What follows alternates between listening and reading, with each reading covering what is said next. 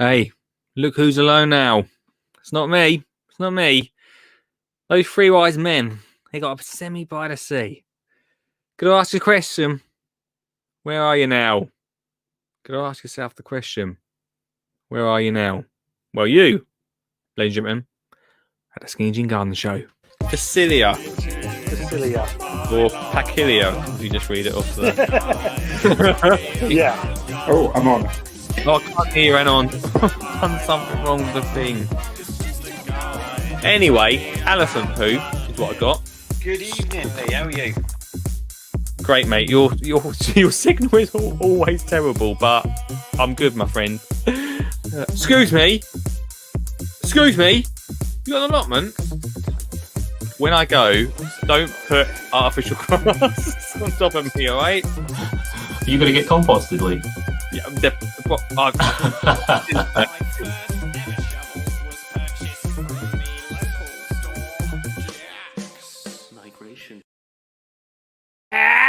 how are we doing, everyone? Welcome to the show. I hope you are all good. You are watching the Skinny Jean Garden Show. It's Tuesday. Welcome.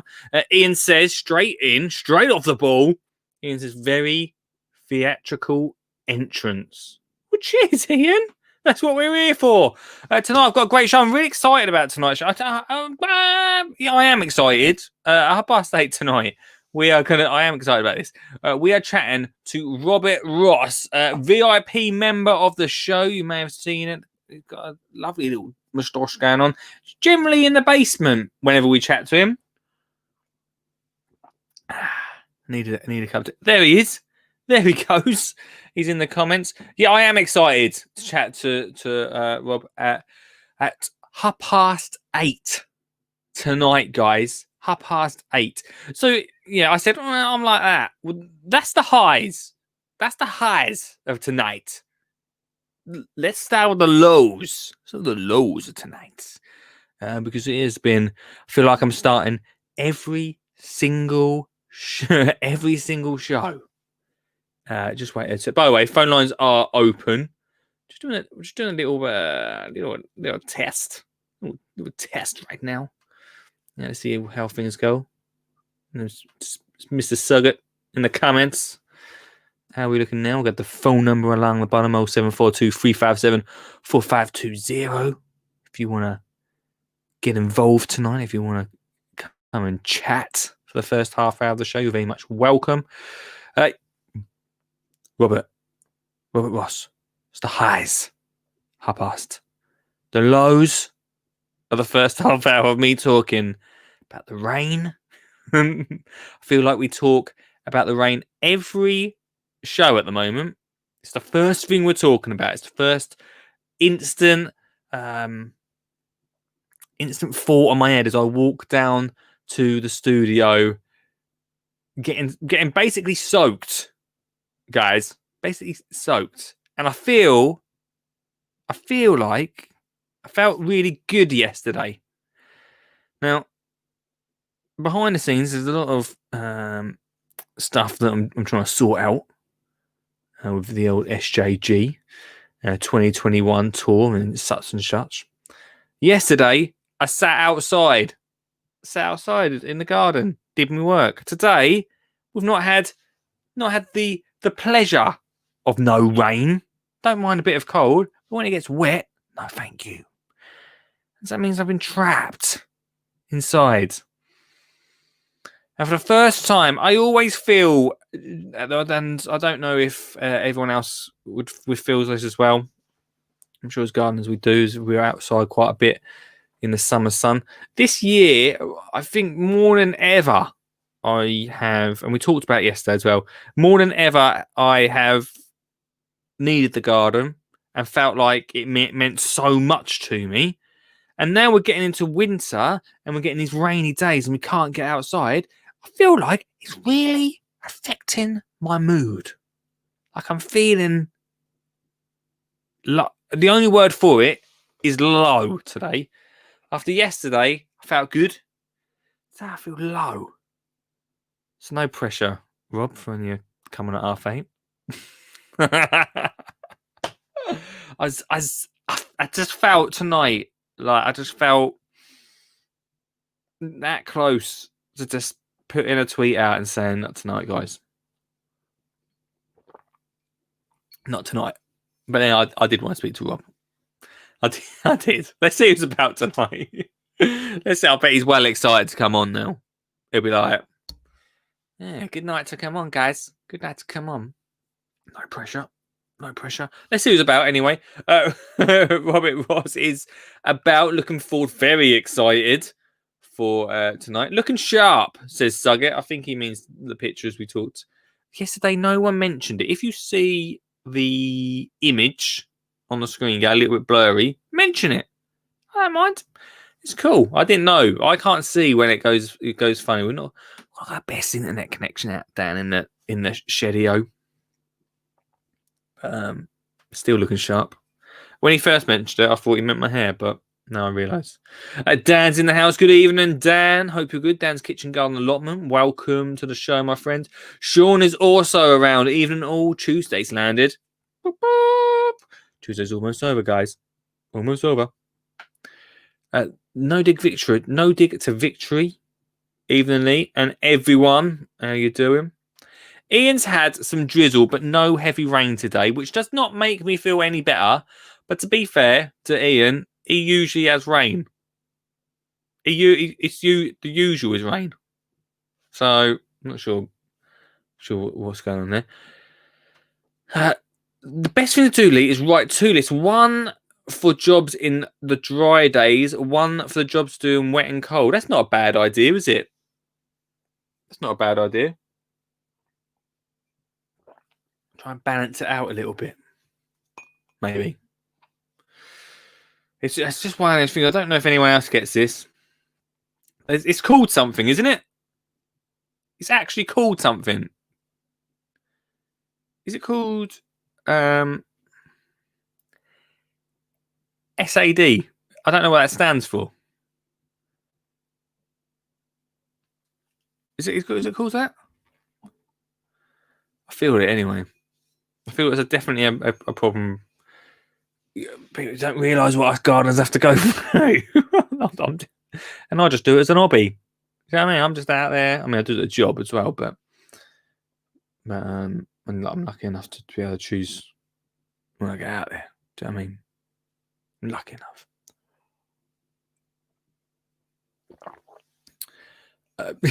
No victory says, Lee, I see your puzzled face. It's Dan. Yeah, by the way, right? I'm useless. You should know this, everybody. I'm useless at remembering people's names connected to their YouTube channel. So if you pop up, I'm good now. I'll remember you now, Dan, on tonight's stream when you put a comment in. But if you pop up, just put your name in, just so I remember it. I'm rubbish at one of them. Rubbish at remembering names, let alone names attached to YouTube channels. What's up, Dan? Nice to see.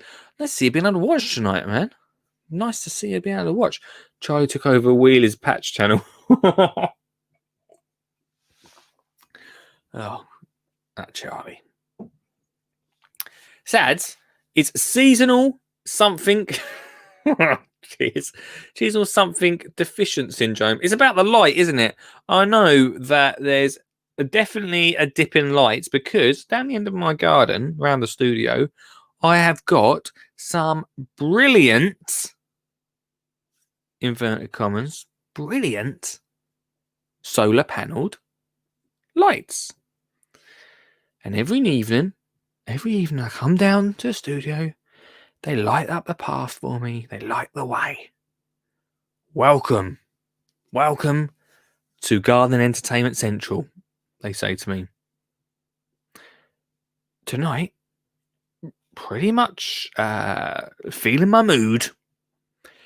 They said, nah, we ain't turning on for you, mate. Not turning on for you. And that says it all, doesn't it? It says it all about my day, team. It says it all about my day. Dan says he only gets to watch the show every Tuesday. I better make sure it's a good one. So it's a good one. Dan, if you want to, if I get it, you can only watch every Tuesday. If you want to listen to the podcast, then all you have to do is click. I've got Spotify, team. I'm on the Spotify. We have all the episodes, not all the episodes, all the best bits, Dan. So don't worry about all the fluff in between. You have all the best bits, like this, for instance. Note to self: plant tulips for kids. That's today's one. Yesterday's was Lisa Marie's interview. Then we had Helen Cross's interview. Then we had George Lamb's interview. Giving garden pounds to charity. That was a good one. The Water Butt King, another classic. And then podcast titles, we've got a whole load of ones from International Podcast Day. The Prank Call is in there. How not to make tomato sauce. Anyway, at the moment, we are on podcast 21 of this show. So that is the best of over there. What are you currently listening to? There's a reason you said that, isn't there? Because you know that Suggets asked me what I'm listening to. Well, you already know that I'm listening to you, the Veg Girl podcast. Joker. I'm listening to WTF with Mark Marone. So it's a good one. Massive dance hits. Not just dance hits, team. Massive dance. If I'm out in the garden, I'm listening to massive dance hits. The Late Night Alternative is another good one. The Gary V Audio Experience. Oh, bit embarrassing. This is James Blunt.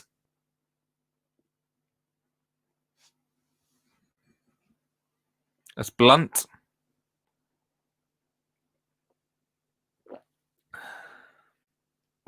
The Joe Rogan Experience. Garden with the RHS. I'll be honest with you on that one. Hey RHS, thanks for watching. If you're watching, probably only watched it because I was on it. I listened to it on the ledge. Check that out. Again, Mark Marone, Do Good Podcast. Checked out that. And True Geordie. Has True Geordie got any new episodes? Oh, he has got a few. Must catch. Oh, only one episode. That geezer never puts any out. So that's what I'm listening to, team. That's what I'm listening to. Dan says the book is fantastic, by the way. I watch every show at 2 a.m. when I finish work. Wow. I feel there's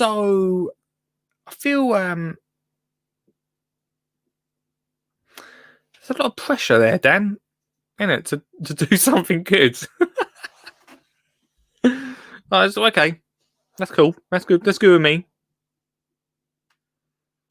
I watch the shows Monday to Thursday. The only time I watch is when England football is on TV. But we'll catch up with the best bits. There you go. Thanks, Dan. There you go. It's no, okay, thanks. And James Bond is on ITV4. So, team, if you're a big James Bond fan, it'll probably be on ITV4 again tomorrow. So, up to you. Really, it's up to you. You should subscribe. Oh, my Joker. What's it? I don't know this person that's just popped up here on YouTube. What's it called? The Allotment Channel with Sean and James Cameron. Not heard of that YouTube channel for, you should subscribe to the Allotment Podcast. The new one last weekend was there.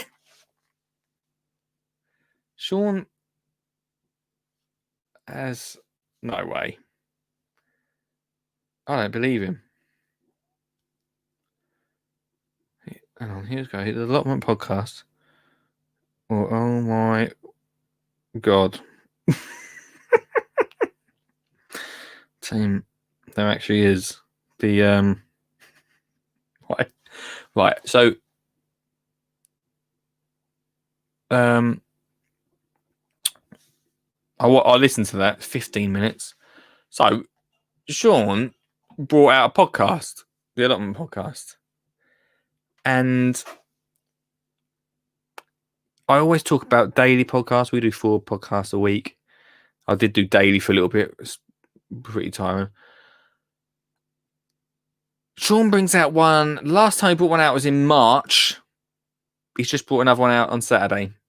I think it's only 15 minutes, but I think he should just do one a year. 1 hour long special once a year. I'd listen to that. Richard says, I didn't get any notifications about that podcast episode either. It's not surprising because he's not been about for a bit. Anyway, go check out the Allotment Podcast team. I can't tell you if it's good. Can't tell you if it's bad. But there's another one this Saturday. Wow. There we go, team. There we go. It's a personal best for Sean. Oh, that's funny. Oh dear. Right. Okay. Look, we've got what we got. We've got about 10 minutes. Okay, we've got 10 minutes, team. I'm going to say this: 0742 357 4520. All you've got to do is call in. I won't speak. Just call in. Quickly tell me what cheers you up around this time of year. Maybe you don't. Maybe you're always on that. Out in the garden. Maybe you're always like that. All you got to do is call me 0742 for the next 10 minutes. 0742 357 4520. That's all you need to do. I'll put it in the comments. It's 0742 357 4520. In the comments right now. Call in. I won't say anything. You don't have to be here for long. And just tell me the one thing around this time of year that you enjoy and that puts a smile on your face. Funny stories also welcome. And then just put the phone down. All right? Just put the phone as soon as that happens. All right, here we go. Oh, what happened there?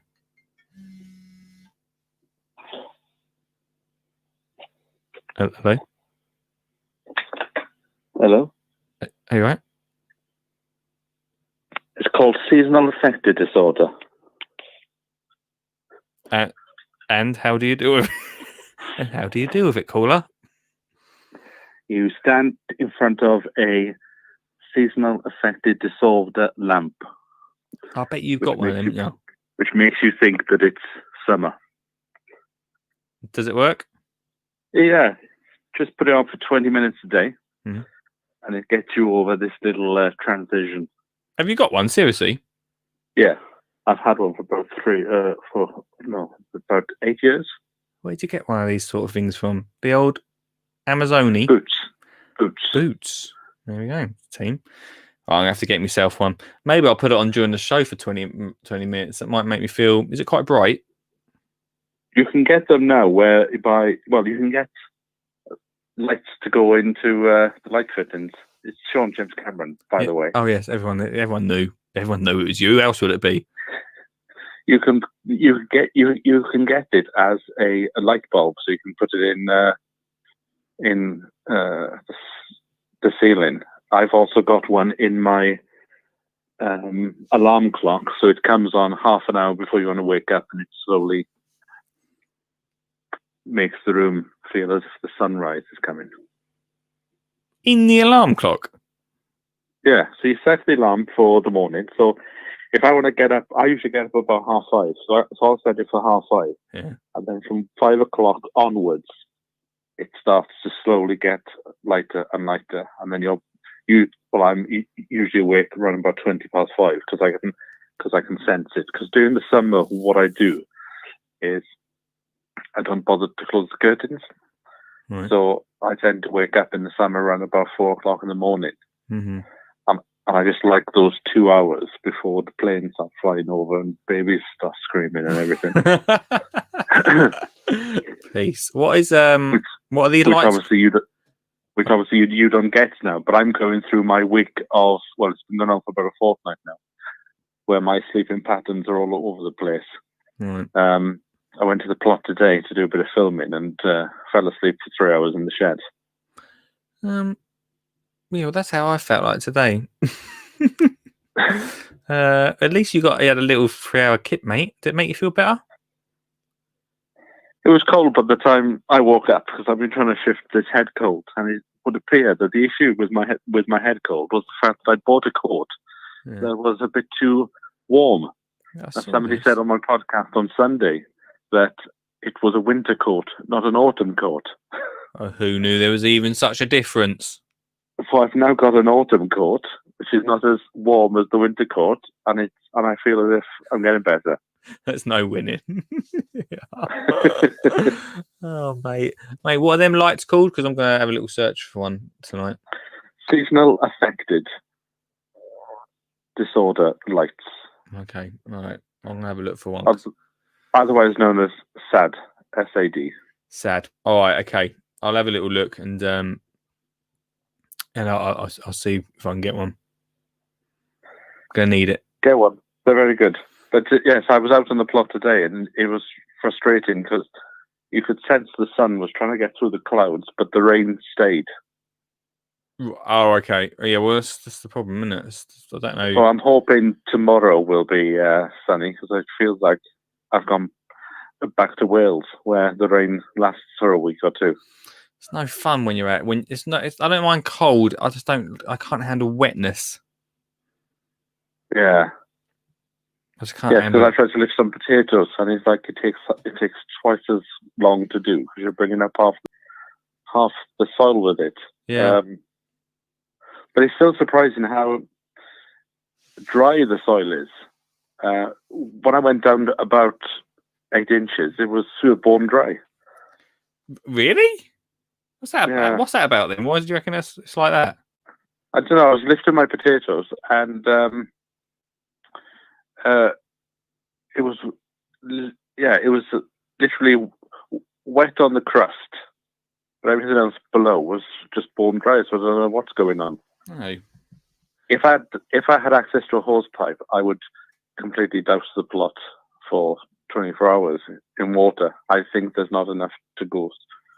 It's the wrong type of rain, as Peter Kay would say. It's the right. It's that fine rain that soaks you through. It's definitely soaking. We want a good downpour. It's definitely soaking through, mate. That's for sure. It's just spitting all the time. Yeah, no, it's no fun, is it? It's just I don't know why I feel like it's affected me so much this year. I feel like maybe just because I spent more time than ever out in the garden. I don't know really what it is.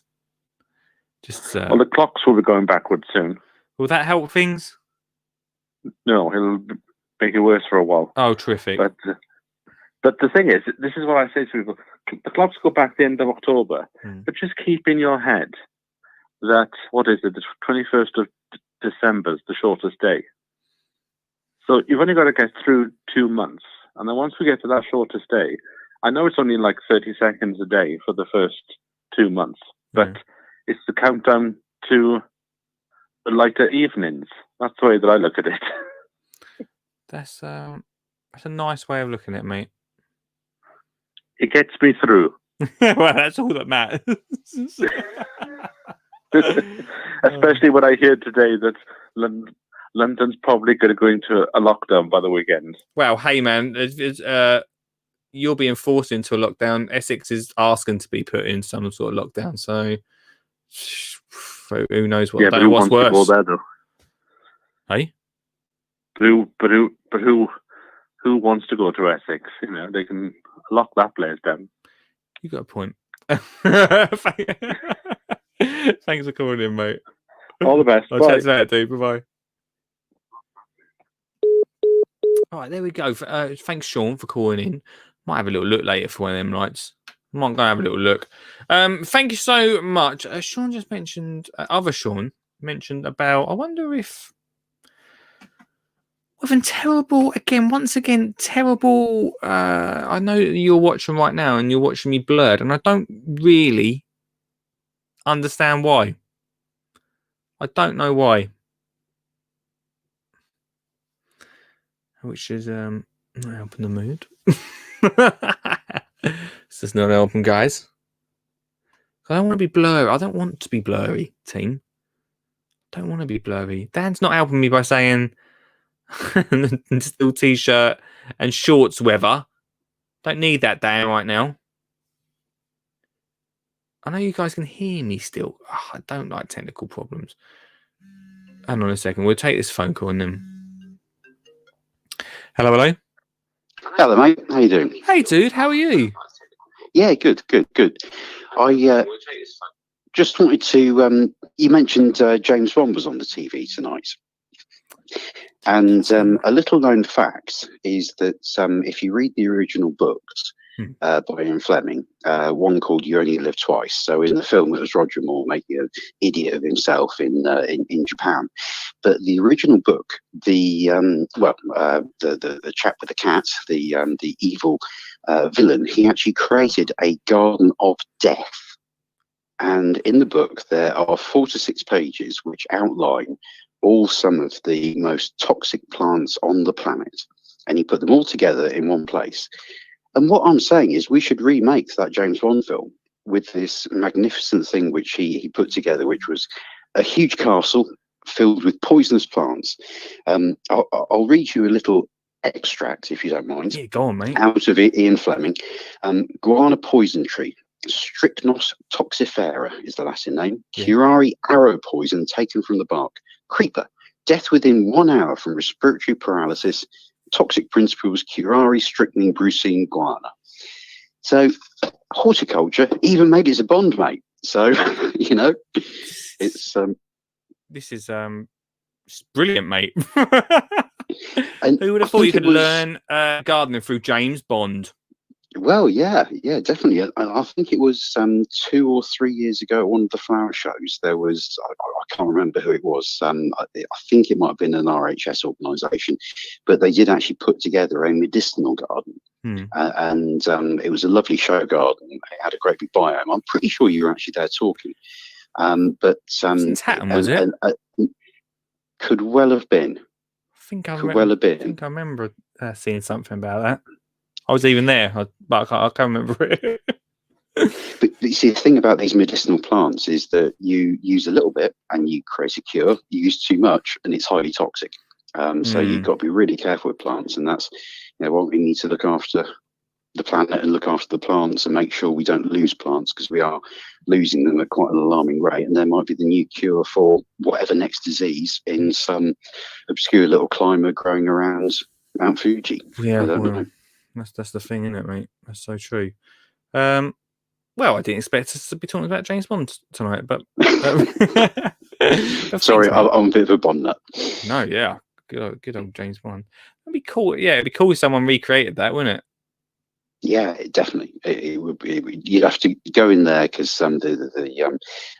Shatterhand, who he was called at the time, he actually went out in a suit of armour, proper medieval plate armour, just so he was safe from all the toxic poisons and all the plants and things like that. But that was back in, crikey, when was it first written? It must have been in the 50s. Just looking in the book, 1964. It was written. So, these ideas have been around for a long time. But horticulture and Bond, big it up. There we go, mate. Thanks, Mark. Are you back tomorrow, mate? Yeah, I'll be about tomorrow. Yeah. Cool, man. I'll chat to you more tomorrow, yeah? All right. Cheers, Nice mate. and Bye-bye. fun. Speak later. Bye. Bye-bye.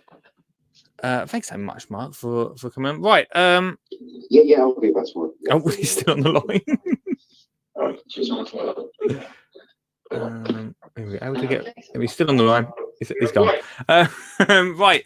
In about 4 minutes' time, team, we've got the fantastic. I can see you bouncing around. The fantastic Robert Ross is coming on the show. Hopefully, my internet's just come back for some reason. Hopefully, my internet will be fine and we'll be able to talk. Let's do an ad break, which Robert will have to sit through. Sorry about that, Robert. But then we'll chat after this. Hey, what's going on? This stream and the podcast is sponsored by Flymo. Flymo, your life easy. My nan absolutely loves Flymo, and she was the one that first introduced me to Flymo, the brand Flymo, way back when I first got my new home, because she used Flymo in her garden. Then she bought my mum and dad a Flymo when they got their garden. And then, when I got my garden, my nan bought me a Flymo. It's been in the family for years. Absolutely love it. They're such a great product. They're quality, they're affordable, and they think about how to make it easy for you to go cut the lawn, cut those edges, and do those gardening tasks. So, flymo.com if you want to get your hands on some of their products. Plus, spend over £45 and you, yes you, dear listener, can get free delivery. Oh! Go check it out now, flymo.com. The Skinny Jean Gardener, How to Get Kids Gardening book. It's available right now. That's right, in all good... Well, I'm on Amazon mainly, to be honest with you. On amazon.co.uk or .com, wherever you're in the world. Amazon. How to Get Kids Gardening is available right now. It's a $9.99. Oh yes, my self-published work, $9.99. Let's have a little flick to see what you could be doing. You could be making this wildflower seed balls. My favourite gardener make. A little bit messy for the kids, but brings some incredible colour to the garden. There's over 30 gardener makes inside this book that you can do with the family to get outside and enjoy whatever space you've got. Amazon.co.uk. How to Get Kids Gardening. Would you like to sponsor and support this stream? Yes, you. Actually, not you, but you. Yes, you. Have you got a product or service you'd like to advertise? Then this is the space for you. You get yours truly to advertise your product in a very, very unique way. Thanks very much. Plus, get it put in front of literally tens and tens of people. There's at least 12 people watching right now. Probably more. Probably. If you want to get your product or service in front of them, then this is the place to be. Free advert, a show, plus we'll talk about it a little bit after each advert, no doubt. That's free, that's 4 times a week, that's 12 times. Guys, 12 times. If you want to get involved, if you want to support the show, it's not as expensive as you think, guys. It's not expensive as you think. Lee at skinnyjeangardener.co.uk.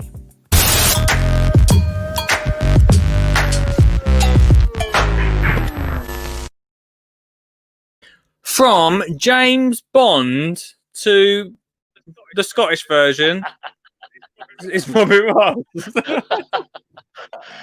Sure, yeah, I'll take that. Mate, what intro. Thank you very much. Yeah. How are you, dude? I'm all right. Yeah. How are you doing? Yeah, good, man. Have you got the stream on in your back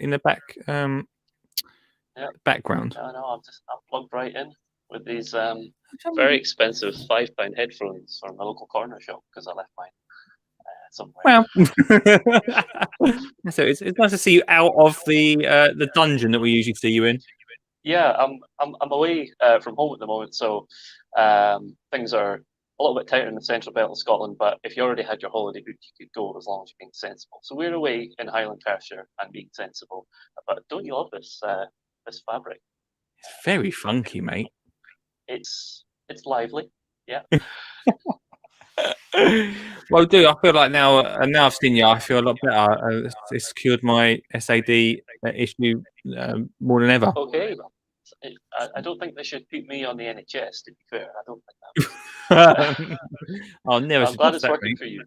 Yeah, but listen, I'm really glad that you brought it up because it's something that affects a lot of people, and it affects me a little bit as well. When you're down in England, I like to think of sunny England. Um, I saw this map online the other day. I follow a couple of guys on Twitter who are really into mapping, and that sounds, does sound good, dull. But actually, it's some interesting stuff can get thrown up. And what they were saying was their friends in Europe go on about how rainy it is in London. So they made this map based on rainfall figures, and it showed London and places that were rainier than London or less rainy. And actually, most places in Europe are rainier than London, including most of the UK. So I always think of sunny London in the southeast, where you are, and Yeah. Scotland obviously is a little bit colder and a bit wetter. And you were saying that doesn't suit you so much, so you're probably better down in Essex. But in the winter, it is definitely longer days. So I used to stay in Aberdeen, and when I was a sort of young, free and wild, go for a night out on a Friday night or Saturday night in the middle of the summer, and go and have a couple of Coca-Colas or other soft drink beverages are available. And you're coming out of an establishment and you think, let's go to a nightclub. And you come out there at like 3 o'clock in the morning and it was well on its way to being daylight. You could go out in the daytime, you're coming out in the middle of the night and it's not far. By the time you walked home, it would be. Yeah. But the flip side is in winter, I remember when I was a young guy, when I was still at school actually, going to school, getting there for, I think we'd be there for like 9:45. You're getting there at 9:45 in the middle of the winter and it's barely light. I mean, just like the sun is only just creeping over the top of the horizon. And then you're coming out at 4 o'clock and it is dark. And that's for school kids. Yeah. So having a working day, I'm a bit further south now where I stay in Clackmannanshire. But still go to work and it's dark, come home, it's dark, and it's tough. And I'm glad that you brought it up because it's just been World Mental Health Awareness Day, it's called just the other day, and people say it's okay not to be okay. So seasonal affective disorder, if it's something that you or anybody else is listening, it's something that affects them, then the best thing is to speak about it. And I think it's great that you talk about it. Yeah, I don't really go into that sort of thing really, usually, but I felt it today. It really hit me hard, man. And I just felt like I'd just come on and talk about it. We're happy family, haven't we? Absolutely, yeah. Dude. So, Anyway, enough of my problems. The reason I wanted to get you on is because you come on the show a few weeks ago. And basically, I want to find out more about you and find out who is Robert Ross. Not your whole life story, but I want to find out more about you, man. Well, my mother met my father. So I was born and brought up initially in East Kilbride, which is not in Glasgow, but not far from. When I was 8, we moved to Aberdeen, and I lived there until I was about 20. So I did the whole school thing, or nearly whole school thing, and all that sort of really interesting life-forming stuff there. That was not really very horticulturally related. I was aware plants, what they were, what they did, and all that. I think, to be honest, my mum and dad's idea of a perfect garden, and I'm sorry to say, Lee, I don't think they are listening, but their perfect idea would be probably something with a lot of slabs or a little bit of grass that maybe about 5 minutes to cut, and maybe somewhere you could put some bedding plants, and that's it. I'm talking like ultra low maintenance. Yeah. They love to look at a nice garden. They like to be in one, but to have one themselves is not their idea of a good fun time at the end. So I wasn't let's go and do garden, but you had to help out cutting grass and so on. So I knew what to do. And I had a period where my mum and dad had moved house, and I got to stay in the house before they sold it. So I was there for a little while. So you get a little bit more into it. And at that point, I was about 20, and I started growing tomatoes on the windowsill. So we had this, the front of the house sun all day long, and being in Aberdeen, it's pretty cold. So we didn't have a greenhouse. Windowsill is the next best thing. Of course it is. And a huge, big, wide windowsill is like sort of more than a foot deep. It's really good for getting nice big troughs on. So I grew tomatoes, and wow, this is amazing. I knew plant a seed or a bulb, stuff grows. But then you do it, and it's transformative. So yeah, so I've been bouncing about after leaving school, not really quite knowing what I was doing with myself, and eventually I knew that I had to go and study horticulture. I wasn't quite sure what for, and to be honest, I'm still kind of figuring that out a little bit, but I knew that I had to go and study it. It was just so interesting, so fascinating, and it's something that made a difference to me, just growing plants. So that's what I did. When I was at high school or secondary school, whatever you call it, it's the same thing. I call it high school. Let's call it orange. And secondary school. yeah, yeah. We don't have sixth form college. I don't know what that is, but I wouldn't have gone to that anyway.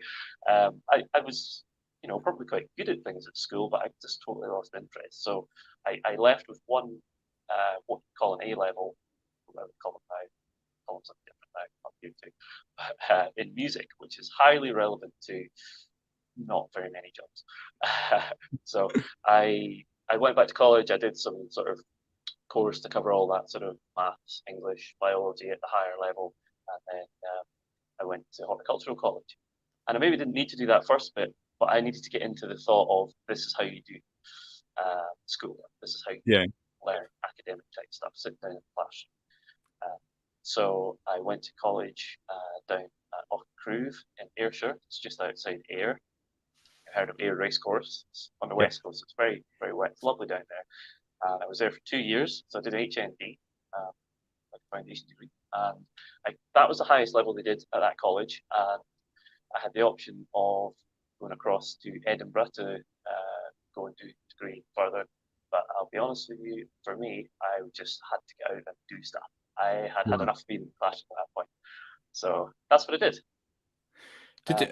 When you told your mum that you were doing this, what did they say? Oh, they were just delighted I was doing something. Oh. No, they were happy for me because it was something that I was obviously keen on. So yeah, and it's kind of going from here. My video is completely frozen, so that's quite interesting to say. I don't know what's going on tonight. People are saying that your curtains are interfering with the show tonight. I'll have them know it was already blurry before I came on. maybe my stream knew it was you were coming. Well, if we're getting the audio, that's the important bit for the podcast, of course. That's all it really matters, man. So where's this taking you? So how long have you? So have you've obviously qualified through that part of? Yeah, absolutely. Everything. So that was kind of like the academic side, and there was a practical element, of course, as well. But obviously, doing odd jobs for people out and about, and doing some jobs across the summer, various places, and that sort of thing. Get some more interesting hands-on experience. Yeah. Undercharging for jobs and then finding out the hard way all about that sort of thing. And then when I had finished college, I was due to get married. So we got married. My wife, obviously, and she got married to me. That's usually how this work. And we moved to Aberdeen because my mum and dad hadn't sold that house. And they still had it. They're not wealthy. It's just my mum gets a house through her work, as many gardeners are familiar with. Even though she's not a gardener, she has a house through her work. So the one we actually owned was still sitting there. So we moved into Aberdeen. This is a long way to tell this story, but how much time have we got to fill here? It's too much time. Yeah, that's it. So we moved back up to Aberdeen, and my wife is a teacher, a qualified primary teacher, so she went off to do that, and I got a job in the local parks department. And I worked in the parks department in Aberdeen for about a year, and I really enjoyed that. It's a fascinating experience. I worked at a place called Duffy Park in Aberdeen, and if anyone that's been there to that park, it's really good. It's really, really good. It was just in the middle of these heritage lottery funded projects where they were redoing like everything. Yeah. So I was one of the teams brought in to actually do the work. So we were replanting borders that were like 100 meters long, 20 meters deep, and stuff like this. And, turfing massive areas, plant trees, shrubs, basically any sort of establishing sort of gardening bits outside. We did all that stuff. Of course, the time I was there. And we got to the stage, well, like we had Britain and Bloom, all that stuff in between did really well. But it got to the stage where it was like, well, Robert, we've planted all the stuff. Here's the lawnmower. Off you go. And I thought, no. It's I don't know, something about it. I thought this is really good and really interesting, but actually, I don't particularly want to walk behind the lawnmower in this park. And then I do all the other stuff as well, looking after the borders and that. But actually, I felt like I'd done the thing I was there to do, and it was time to be elsewhere. So I had a look around, and I don't know if you like people that are watching or listening to this, if they're gardeners, you know that there's lots of gardening jobs out there, but if you're in a job, it's always good to wait for the right thing. And finding the right gardening job can be tricky depending on what it is you want to do. So I didn't know what I wanted to do, which is not at all helpful, I'll tell you that way. So I was thinking to myself when I was going home in the bus one day, I was thinking, I quite like the maintenance part's quite good actually, building gardens and stuff, that's good. But I quite like the maintenance part, maybe a bit of project work and that sort of thing. And I thought, well, I could get some tools, go around Aberdeen, do stuff, that would all. And I thought to myself, well, it's not that big a city. It's a city, 220,000 people or something, but it's just not that big. I might get bored. So I was thinking to myself, if only there was a job where I could drive around the whole of Scotland and do gardening, that'd be amazing. But jobs like that don't exist. Well, turns out they do actually. So I saw this job for an organisation called the Commonwealth War Graves Commission, who look after war graves all around the world from the First and Second World War, and it was a mobile gardener job doing exactly that, travelling around different horticultural plots in cemeteries around Scotland, doing the grass cutting, edging, weeding, pruning the roses, all that stuff, and then in the winter time, project renovation stuff like that. So I applied for it, I got it. We moved back down. My wife's from Alloa, which is near Stirling, so we moved back down to there, and that's where we've been ever since. So I'm still with that organisation. Slightly different role now, but still getting an opportunity to be hands-on, fairly often. So yeah, that's kind of the professional side of that. One thing that might chime in with a few of your viewers and listeners, I don't know about yourself, Lee, is that if you're working in the garden business, in the gardening industry, it can be quite lonely at times, in terms of how do you find other people to talk to that are doing the same thing. And it's easier now because you've got things like this, you've got things like Facebook, Twitter and all that. I mean, we had that 10 years ago, but it just wasn't anything as well used, it's fair to say. We're not used to that sort of online as a common thing. And a lot of gardeners have been, let's say, they've been more recent to taking that up. And some of you, like guys on YouTube that have been watching this, doing that for many years probably, but actually as a population as a whole, gardeners are, we're there now, but we might not have been there 10 years ago. Sorry, broad brush there. So one of the best things that's ever happened to me was joining a horticultural society. And this is going to sound a bit strange to some people because they can be seen as a bit naff, but they're not necessarily. Some of them might be, but actually I think most of them are not. So I had a contact with a lecturer from college who had said to me, "Oh, you're working for the War Graves Commission. Now that's a job." He says, "We've got a careers event. Would you like to come and speak and just say how you've got to where you are as a sort of someone that's made a success out of their qualification?" So I said, yeah, that'd be fantastic. So I went along to this thing in Edinburgh and did my sort of 5 minutes, get booted off the stage, and the next person was up for 5 minutes, and so on and so on. And that was all fine. And afterwards, there was some free lunch. So you can imagine 100 hungry students at free lunch, they're quite, 5 seconds maximum. I don't think I saw a crumb of it. And I was manning the stand at that point, sort of handing out leaflets and saying, "This is what we do," chatting to other stallholders and buy it and that's it. So there's this guy came along and he was asking me about the Institute of Horticulture. I said, "Institute of Horticulture, heard of this and all that?" He said, "Yes, absolutely. It's the professional body for gardeners." No, definitely worth. I think student membership might be free at that point. Not sure if it still is. I don't know. Have to check with them. But anyway, I'm saying, yeah, that's well worth a shout. He says, "Well, there's this other one, the Royal Caledonian Horticultural Society." Which is a bit like, "Oh, you've come back on the video, Lee. Oh, my goodness. Just come back. Oh, hallelujah."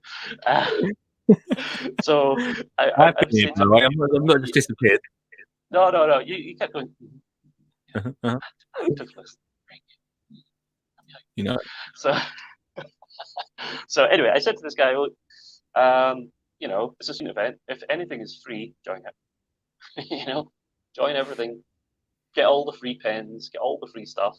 Enjoy it." So I got chatting to this lady who was running it's called the Cali rather than the Royal Caledonian Horticultural Society. Okay. We call it the Cali. It's much easier. I have to agree. So I got chatting to her and she was saying, "Oh, I remember this," and all. I'm saying, no. So I thought about it and I took the leaflet that day and I put it in my pocket and then maybe I saw it a week later and then maybe it went cycling, I'll be honest. And the year after that, I think it was at Gardening Scotland, which unfortunately is one of the many businesses and organisations that have not survived coronavirus. But it was a big gardening show, an annual gardening show, and the last year was its 20th year, so it's a real shame that that's gone. But I was at that, and the Cali had a stand right as you went in. I mean, it was right there, and it was big, so you couldn't miss it. So I was chatting to this lady again, and I thought, you know what, for 25 quid a year or something, I thought, yeah, I'll join this, because there was like lectures and things, and so on. So yeah, okay. So I joined, and then I thought, well, see, one of my problems that I have is if I join something, I kind of like to get my money's worth. But also, I like to, if it's a thing that you can join and be a part of, then I'm probably going to want to be a part of it. I'm going to want to find a place that's for me. And sometimes that place is I'm just someone that goes to stuff. But actually, quite often I like to get stuck in. So I started going along with lectures and get more and more involved and doing things with them. And fast forward 5 years or so, I'm now the vice president. Who knew? Don't hang around, mate, do you? Well, that's it. But I tell you what a fantastic way to meet people who are keen on gardening. And it's a whole wide range of folk, different backgrounds and abilities and education and horticulture in particular, but actually nobody cares about that stuff. When you're out there, digging some holes and planting some stuff, it's just good fun. You have a chat. How are you getting on? Oh, what's this plant again? Oh, yeah, do you know what comes from? Oh, that's interesting. It's all, everyone's on the same level. So I really like that about it. So is the Cali like, I've really Essexed that up by calling it the Cali, but I like it. Yeah, is it just like yeah, sure. We can sort it out. Is it just like a general gardening club? Like, can anyone can join it, or how is that? Anyone could join. Absolutely. Or do you specialise in one type of plant? So the Cali is, we call ourselves Scotland's national gardening charity, basically, right? So you've got the Royal Horticultural Society, very good organisation, I would say.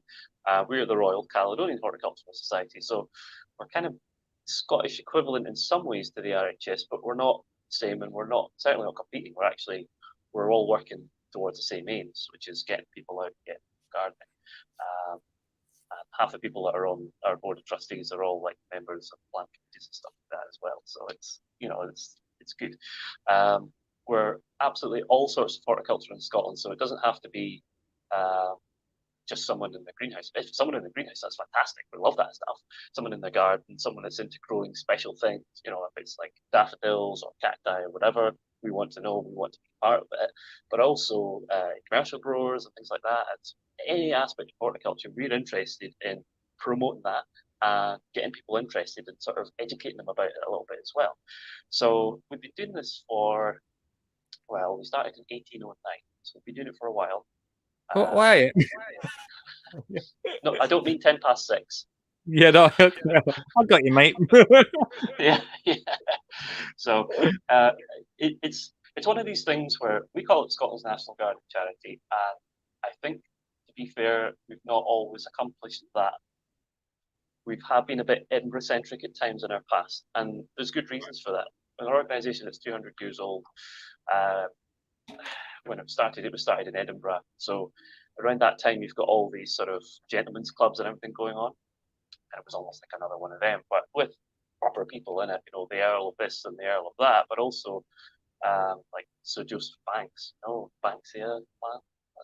So proper people involved, proper horticulturists, professors, and all this sort of thing. And right from the beginning, we've been interested in like promoting growing. And one of the first prizes that we gave was in 1810. So we didn't hang about too much. So this guy grew radishes, and I think he took 500 radishes to market. So the best radishes grown in open ground. And he got like a little silver medal or something. So I don't think they give out silver medals for radishes now, but like once.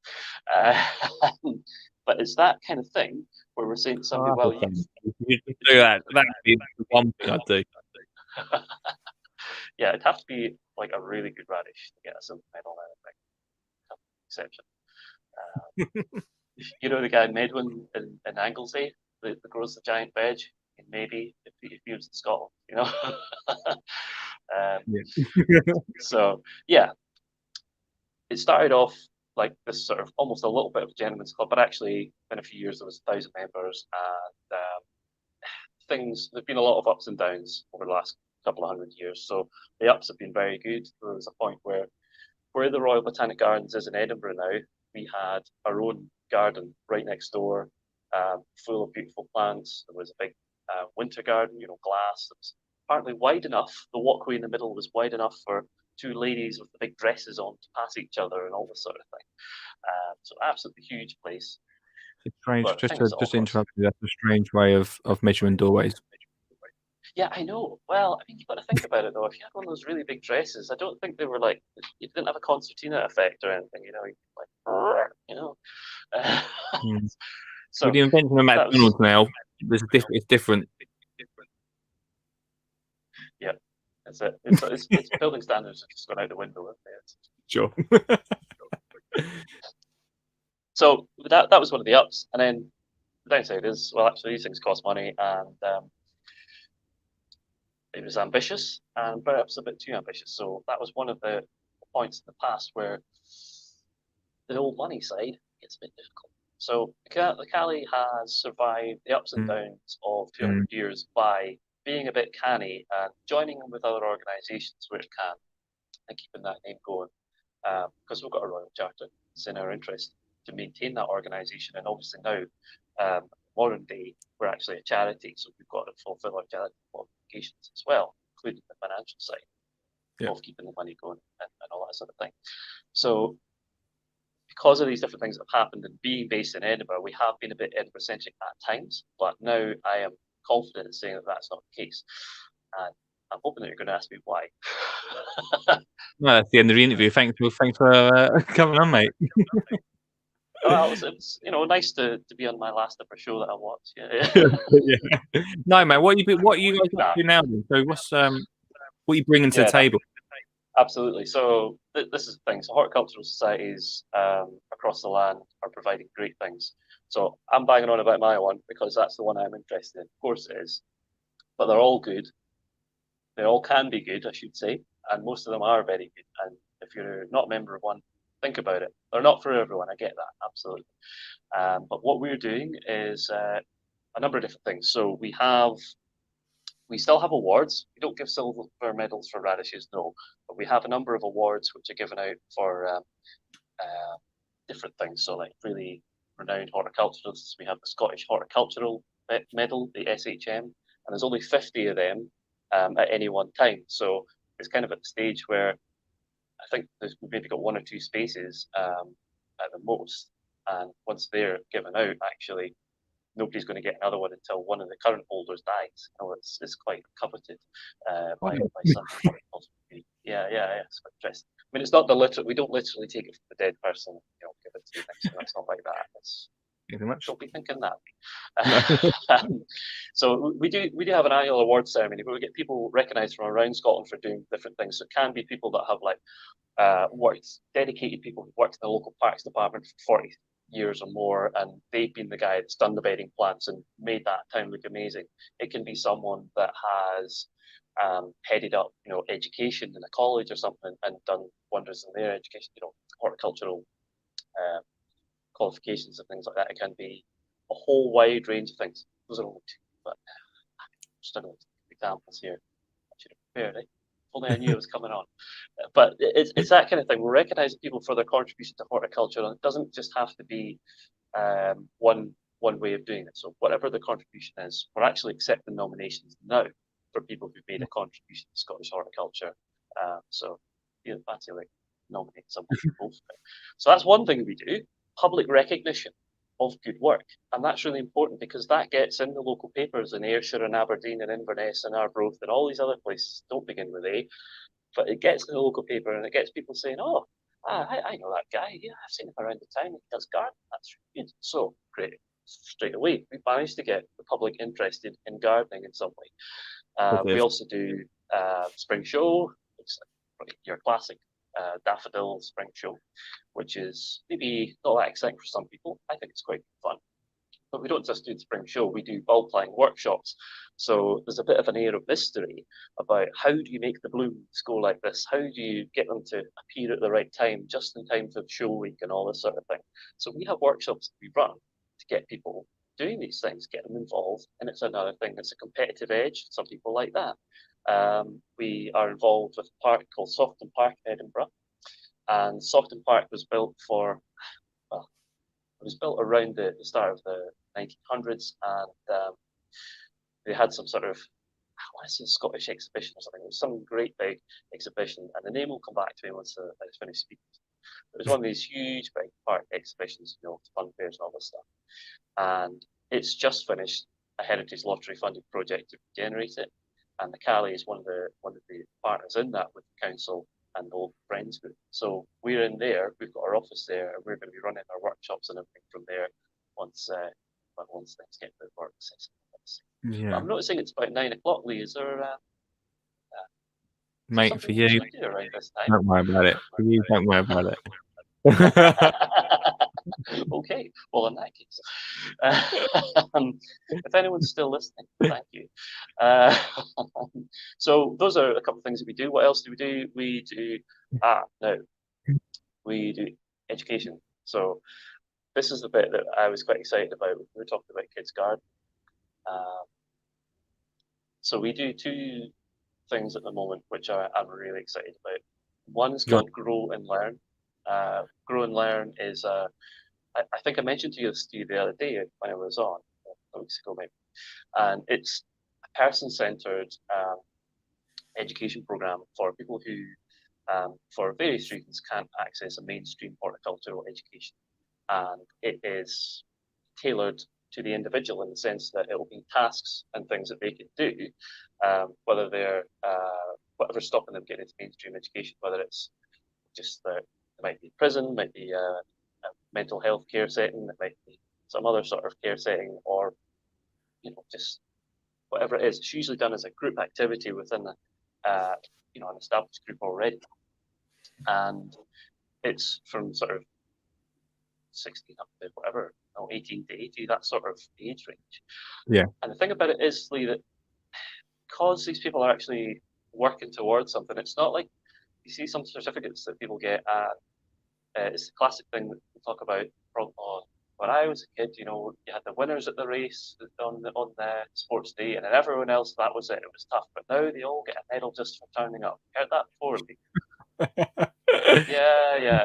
Well, that's not what this is. This is not what this is at all. So people, they're there, but they actually have to record, I think, 80 hours of tasks. So they're actually putting in the effort here. They are sowing the seeds, doing cuttings, whatever it is, recording this, and they'll set themselves different tasks to do and they'll have to sort of evidence that across to get their reward. So there's two elements to that. There's the roots one, which is sort of an introductory, and then there's the nurture. I hope I've got that the right way right. But that's a separate award, which is sort of a higher award, and can lead on to formal sort of horticultural education at that point. That's what the individual wants to do. So that's sort of 18 to 80 or whatever you call it. Yeah. And it's really successful. So I think at any one time, we've usually got about 35 groups across the country doing it. So, country. Yeah, across Scotland. That is, sorry, I've got to be specific there. Yeah, I know what you mean. Yeah. But we are approaching the border. We're actually getting into the north of England as well now. So we work with any group that wants to work with us. It's NHS, prison service, schools, all sorts of different settings. It's not confined to those three areas. Yeah. Think of a group where someone might benefit from this, or some people might benefit from this. Get in touch with the Cali and see what we can do. So that's one thing. Sorry, yeah, go for it. How long's that been going on for, and like why did that sort of come into the Cali's viewpoint? Oh, you're asking two very good questions. And when I say very good questions, that means I'm going to have to think about that one. I think it's about 10 years. I would say Growing Line's been going about 10 years. I did read this. I did read up on this.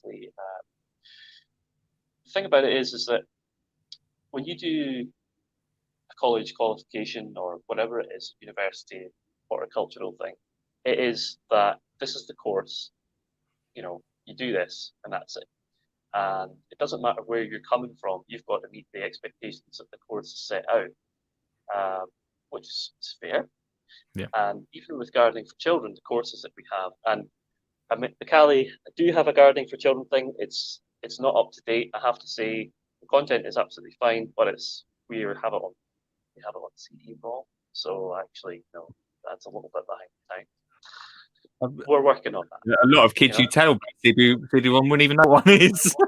Exactly. And that's one of these things that, 10 years ago, spot on. And actually the content is good. That's not the issue. It's suddenly the technology that we have it on, we haven't been able to update that because we've been doing these other wonderful things. And also, you've got the RHS, who've been doing wonderful things in schools across the UK as well. So we don't want to be stepping on each other's toes. There's no point in doing that. Let's work together. And actually, we were in a position where we identified that this was a need that was there, a real need that people have, that they want to learn about gardening. It's call it horticulture, but gardening is the more accessible term, isn't it? That's what people think of. They don't think, I'm going to be a horticulturalist. No, I say I'm going to be a gardener. Yeah. And that's what we want to do. So we've identified this. I wasn't involved in the introduction of it, but that's sort of, it was identified and said that anyway, it was, and we've gone for it. So that's kind of covering, generally speaking, adults and upwards, certainly I would say. But for younger kids, primary school kids, we do have something else. And you might be interested in this. And it's kind of a bit of a crossover between a little bit of what you're talking about and a little bit of our friend whose name escapes me, who does the forest school. You know the chap I mean? Mr. Jackson. Sorry, Mr. Jackson. That's it. Yes. I'm sorry, Mr. Jackson. Oh, thank you. Yes, I am for real. So let's just move on from that moment. So what we do, we have Grow and Learn. That's the good thing that I've just talked about. And this other thing's called Grow and Learn in Nature. GLIN, we call it for short. Okay, so this has kind of been going for, I want to say 18 months to 2 years, roughly. Yeah. And it's different from Grow and Learn in that it's focused towards primary school age children. And it's not pure gardening, it's Grow and Learn in nature, into nature. So it's a combination of, yes, sowing seeds, planting bulbs, learning a bit about gardening, but also doing a little biodiversity survey. What can we find in this patch on the ground? Let's go and look at some bees or something. Actually, it's not just someone saying, let's go look at some bees. It's proper structured activities that are really engaging. So we're working with 5 schools at the moment in Edinburgh, and it's really, current situation is really difficult, of course, all the restrictions, but up until recently it's been working really, really well. And we're trying to see if there's a way forward of working with current restrictions as well. So that is really, really exciting. It's been put together by Jean Gavin, who runs Grow and Learn for us, and also some top horticulturists in Scotland, including people from colleges and things like this. So it's people who know about education, people who know about gardening, about how to engage with primary school age children. Yeah, it's really exciting. That's like when you got your little acorn and you get it in the pot. You've grown acorns in a pot, right? Yeah. And it grows up, and you get that little rosette, those first proper leaves coming up, first couple of years, and they just shoot up, and it's just at that stage now, and it's so exciting. It's good. It is so exciting because you hear the feedback from Grow and Learn in nature, and it's a bit like that. What's the thing that makes you happy? It's going outside. It's interacting with nature. We're giving people, you might have the opportunity to do that, but we're giving them new eyes to look at things. Yeah. You're helping them understand what's going on around them, engaging with nature, engaging with gardening, making things, growing things, being part of a little biodiverse community around them in their local area, in their garden, in their school, wherever it is. Wow, that's not exciting. Whereas, we're all connected to nature at some level, and being able to connect more at a personal level is so incredibly powerful. So Definitely. I'm so excited about that. I don't know if that's coming across. Yeah, no, definitely. It must be hard as an organisation to know what to concentrate on. Well, it can be. So I mean, we do a lot of different stuff, I have to say, and that has worked really well because we have some massively dedicated volunteers. We really do. So we also have a demonstration allotment. Shouldn't forget to mention that, because the guys, men and ladies that run that, they are so good. It is top notch across there. So it's a demonstration allotment. I don't know what more to say. It's full of beautiful fruit and veg, all grown organically. But they deal with that. That's their bit, and they know how to run it. And we, it's all part of the same organisation. The Grow and Learn, Jean Gavin, she runs that a few days a week with help from other volunteers, verifiers. We'll go out and check tap different locations. We have Softon Park, so there's a lady called Pam, who is one of our past presidents. She's really taken on a lot of the work to do with that and drives that forward. We have Julie, who works for us a couple of days a week doing admin in the office. My goodness, I'm so glad Julie is there, because admin is a nightmare. But she's excellent, I have to say. What else have we got? We've got our rewards. So there's like a whole group. There's a committee that sits on some awards. We put out publications. Well, we're starting to slowly move into the digital age, Lee, as everyone does. But actually, there's something about having something in paper in your hand that's nice. You can look at it when you're having your bit of toast in the morning, say, oh yeah, this has come up. So we still do a little bit of that. Once a year, we have something called the Cali Gardener, which is a journal. It's like a book. Like, I'm not kidding you. It's like a little book. I'll send you one, right? How about that? Cool, man. Do it. Cool. And we have a guy called Stan who basically makes this book every year for us. He's a volunteer. Incredible work. So we are so blessed to have these people who are passionate about gardening, passionate about horticulture in Scotland, want to share that with other people, and they've all got different skills and talents. And over the course of previous years, and sometimes it's easier to find people's talents than other times, we actually find things for everyone that they can do, that they enjoy, and that they're good at, slot them in. That's how you build a community. That's how you build something that's really worthwhile, isn't it? Getting people Definitely. in. Yeah. How many people? How many members have you got? Well, I was telling you that I think a few years after we started, back 200 years ago, we had 1,000 members before too long. And the thing about that was that if you were like an ordinary member, you had to pay a guinea a year, which I think was quite a lot. In 1890, but if you were a nobleman, then you get in for free. I think that's a bit of a cop out, isn't it? So there was a lot of earls and whatnots on the list of members at the start, funnily enough. Anyway, nowadays everyone pays the same, but we've got about 500 members roughly. It's the same as any membership organisation. We're always dependent on our members doing things, yes, but also paying their annual subscription makes a difference because that's what allows us to fund all these other activities. Would we like to have more members? Of course we would. And actually, it's quite important that we do build that a little bit because particularly this work that we're doing, grow and learn in nature, getting out and actually getting actively into communities across the country, that is what we're all about. So building on that work is so important. And one other thing that we started doing recently is we've actually started making a few brief videos. Ooh. And we started off with the idea of, well, Saughton Park, where we are, it was officially reopened last year, 6th June 2019, D-Day. 75 years from actual D-Day, but it was our D-Day. We had, it was maybe not the best comparison to make, I'll scratch that. It was an important day, it was.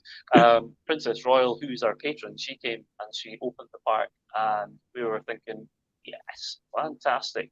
Finally, we're in our home, we're sort of officially in our home. It's time to get going and get stuff done. There was a few delays getting into the buildings at that point, so it wasn't until kind of summer had kind of mostly passed that we were able to get into the buildings there, because it's like a cafe and meeting rooms and all sorts of stuff. This park, it's amazing, by the way. When you come to Scotland, not if it's like this. When you come, you're coming to Saughton Park. So it wasn't until this year we were thinking, actually, now we can really kick off the workshops, tours, whatever it is we're going to do in the park. And right. So great timing, guys. Yeah. So we kind of had the thought, well, we can't bring people to the park. We're going to have to bring it to them. We've all got, you're on my mobile phone right now. Sorry, one finger out. We've just been out making a few videos here and there of here's what's looking good in the park just now. Here's some, this big ornamented grass border. Here's some of the grasses. It's a really handsome guy in that video. Yeah. Oh dear. And just very recently, we've been filming more. We've got an Apple Day coming up. Well, we should have had an Apple Day in the park, but it's going to be a virtual Apple Week online in conjunction with the Friends group. So it'll be like all your usual Apple Day stuff, identifying different ones, recipes, fun stuff. I'm not organising it, but it does sound quite interesting. There'll be like competitions along just apple peel and all this, and it'll be prizes. That's cool. Yeah. It's good fun, So, we've been trying to bring that virtually to people in their front rooms, in their wherever it is they have their tablet, their computer, their phone, on the bus, the bath, who knows? So I don't know. So we've been working on that, and I have to say, it's been challenging. You're a content creator, I think is what you get called. Is that polite to call you that? That's the easiest way to try and explain to people what to do. Yeah. So it doesn't take 5 minutes, and I've been involved in a fair bit of this sort of video making stuff for, I don't know, I think I put my hand up at the wrong time. So I've been involved in a bit of that, and it's been a bit of a learning curve. So yeah. We just put out a really good one a couple of days ago, all about gentians. Do you know about gentians, Lee? No, mate. I don't. I've never even heard the word before. Okay, gentians are beautiful plants, and autumn flowering gentians, funnily enough, are flowering. And there are some beautiful ones that you can grow in pots, bred by a man called Ian Knott, who just died last year, unfortunately. And he and his wife, Beryl, had this nursery, and now their son runs it, Mac Plants in East Lothian. And Ian was a professional plant breeder. He grew and bred kale, which is maybe less exciting for some people, but for other people will be like, wow, kale, that's amazing. So if you see any sort of kale varieties of Pentland in it, he bred them. And with gentians, I'm not going to spoil the video for you, but he's bred some absolutely beautiful ones that are perfect for in a pot at your front door. And this time of year, you will not find a better blue, to my mind. I mean, it's blue. It's really blue. Oh yeah, absolutely beautiful. So if you happen to go on, Facebook or Twitter at the Cali, then you'll find those. Yeah, absolutely. Seriously, it's really interesting because Beryl she's so generous with her time. She just sat and told us how this came about, what's the story, where did it all come from, how the plants were made. Just wow. For me, it's so good to be out in nature and things like that, gardening. And see when someone gives you a plant and you put it in your garden, it doesn't matter what it is actually. It might even be something you don't like that much, but usually it is something you like. But it's knowing it's from that person, or you bought it at that nursery on the day that something happened, or having the personal connection. That's so powerful. So to hear her talking about these plants that her husband bred, yeah, that's proper. That's such a great way of looking at plants as like memories. Yeah, absolutely. So I'm excited that we can continue to sort of get other people excited about gardening and say, well, look, maybe you're not a gardener, but come and listen to Beryl talking about these gentians. You'd be like, hey, Beryl, what are gentians? But after watching the video, you'll probably be on there buying some, It's just sort of captivating. So I'm hoping that we can continue to, do all the stuff we're doing, of course, get more events, but also do more of this sort of thing of capturing the stories that people have about their plants and sharing them with, not just people in Scotland. Definitely, man. Anywhere, yeah. So that's the Cali. That's what that's all about. I think it's like I said to you earlier, it's one of the best things I've ever done was joining, and really fantastic organisation. So if you want to join that, then that's good. If you want to join another local horticultural society, it's worth doing, and you can be that positive change if that's what you need to be, or you can join something that's already good. And there's other people that set up their own thing. I know, I think in Norfolk there's No Fear Gardening. That seems like an sort of alternative horticultural society, as it were. I know Lou Nichols on Twitter. She's been doing talks through. It's not a rival to you. No, it's fine. No, not rival to me. No, not at all. It's a totally different sort of thing. She's been doing organising talks online through, I think, Zoom or a similar format, and it's people, big names that you wouldn't get to come to your local village hall for 15 people on the night, middle of February. But actually, they'll do an online talk for an hour, and it's only a few quid a month. What a revolution in the garden talks world, genuinely. Like, I think that's fantastic. So there's different things going on. Yeah, it's exciting, eh? It's a whole world. You're right though. The whole digital world is it's not the same as actually physically touching you. Like if I was touching right now, I'd be smoking your lovely moustache, my friend. But as like you say, this is being recorded, yeah. Oh yeah, we live. No one else is listening now, are they? But I almost forgot where we were. But it has, like you say, it's opened people up to people they wouldn't necessarily even go to like a village hall to go and watch someone talk. But also, might not even be part of a club. So it's quite good in that sense. Like what Lou's doing, I think is an amazing thing. I've seen a lot of that on the old social. And No Fear, Alan and Michael, what Alan was doing. That's the one. Yeah. And that's the other side is that, for all that when I join something I'm really into, I don't like joining a lot of things. So I want to be part of, whatever organisation I'm going to go for it. But there's other things in my life, where I might just want to go on and look at a forum or just look at some tweets or Facebook posts and dip in and out, but be able to access knowledge. So like I've told you I've got a qualification, an A-level sort of thing in music. So I like playing guitar and I want to find out about whatever new guitar Fender are bringing out. They're bringing out a new one that looks like it's an acoustic that looks like a Stratocaster. I don't know. I'm not convinced, Lee. I've got to be honest. Not at 1,500 quid. I won't be buying one just to test it out. So, yeah, I know it's a lot of money. So that's something where I'm not going to go and join a local music society. I'm not going to do that. I'm not going to join a forum or whatever. But I want to find the information, and I know there'll be people who do gardening at various levels, whether it's just dabbling with pots, just growing stuff in the greenhouse as they do every year, whether they want to revolutionise the horticultural world, but they don't want to be necessarily actively in a community for whatever reason. I absolutely respect that. I get it, but they want to be able to access the information. They want to be able to find out where stuff is. So it's about balancing that availability to everyone, but also being able to build the community alongside that, so that if you do want to be in, you can do. Yeah. And getting people out and meeting in person. Oh, I think we're all really looking forward to that day when it becomes an option. Of course, you can still have the option to say no. Yeah, that's true. Do you think things will go back to normal? Do you think that will happen, or do you think there'll be some sort of change?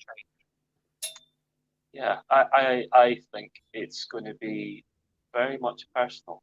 So I don't know if you ever watched the telly in the last couple of months. I'm watching the telly and I keep thinking to myself, oh, those guys are very close together. Like, that was filmed 30 years ago. Stuff like that. And you're like, oh, what? There's more than 6 of them. Oh, it's fine. It's daft, and it's going to take a long time for people to lose that way of thinking. Some people will come very quickly. Some people won't, and some people will never lose it. And will always want to wear a mask in winter or whatever it is. And that's going to be our new reality. We are going to see more people working from home. But what does that mean? Does that mean that people are going to continue, if they're working in the city in London and they're getting X 100,000 a year, you think these companies are going to keep paying that 5 years down the road when actually they don't have to pay to live in London? They don't have to pay to travel into London anymore. I don't think the company's going to want to pay that much. There's going to be a rebalancing. This is just my own personal view. But also, it's a technology thing as well, where AR is very big. So I've seen there's currently technology where holograms and things are becoming extremely good. And AR, when you put on the glasses, it's at a stage now where you can put on your glasses and you can look at your living room, your front room, whatever room in the house, and you can bring in furniture and look at what it would look like in your house. So you can be like, I'm in my bedroom, quite fancy, a new wardrobe, chest of drawers, bed, 4-poster, whatever done. I don't know what you like me. Both. It's there. You can visualize it. And of course, really what the retailer wants you to do at that point is press, buy. But we can do that with plants. What's stopping us? We can do that with garden design. Do it with furniture. Well, you say that about gardens. I was about to say, do you think they'll do that with like garden tours, like going around the garden? But I don't know if you've heard of Candide, the app, but I think they already do that. Not with the goggles, but no. Well, that's the difference. If you can do that, you can superimpose at the moment through your screen, and you can look at it like a second eye or a third eye, or I got 4, so that'd be a thing. So, you can do that, but having the goggles on is another step. It's immersive, and that's the difference that it makes you as a human your sort of lizard brain inside goes, oh, I'm actually in this space. It's different than looking through a screen to it. If that makes sense. Yeah. It's a different sort of feeling. So that's really exciting. I didn't know that about Candide. If Candide people are watching, I don't have your app. I'm sorry, but happy to review for you. So yeah, it's really exciting. I think that is part of our future. So you might get to a place where Chelsea Flower Show, you could go to the Chelsea Flower Show and maybe 10 years, I don't know, or longer or less, you could get a virtual ticket and you could go around a virtual version of it in your house. I don't know. Yeah. And it would be like, not just like a crap version, but actually quite good. The one thing that I've seen recently, where where I was doing club manager nearby, there's a Japanese garden at Cowden Castle, which is very, very good. It was done about 100 odd years ago by the landowner at the time, got people from Japan over to do it, did it properly, and it's went to wreck and ruin. It's just been redone again recently, again properly by Japanese artisans and things, and some very skilled Scottish gardeners as well. And they've got something which you might have heard of. I can't remember the name of the app that they use. Basically, it's like a guided tour. Instead of having to get the headsets, it's like uses GPS on your phone. So you get to a point, and then it plays you a story. It's all pretty straightforward, isn't it? So it's just instead of pressing 1 on your handset to get the story of this tree. Yeah. You just open your app, you press a button. But the next stage is you go there and you press a button and you put your goggles on. And suddenly you're immersed in, somebody's workshop in Japan, and they're making something out of. They're making these bits of fence and whatever it is in front of you, and you're seeing, maybe a reenactment of how this was done or whatever. And then, it's I don't have that much imagination when it comes to what the possibilities of this are. I think they are huge.